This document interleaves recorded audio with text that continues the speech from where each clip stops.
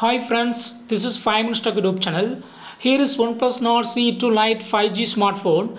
In this video, you will learn how to know what processor is used in your phone. Actually, you bought this phone Oneplus Nord CE2 Lite 5G, but if you would like to check what Snapdragon, what processor is used, then you can check it in the software itself. Just go to the settings of your phone here and click on about device, and here you can see the details of processor.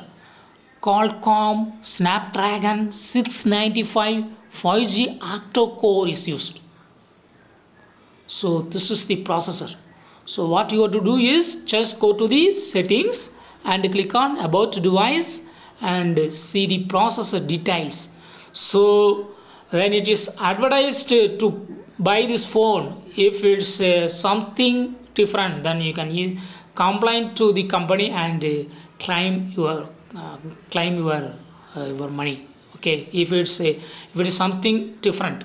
Okay, so just before buying, just make sure that this Snapdragon is used and see whether it is matching or not. That's all friends. Thanks for watching. Bye.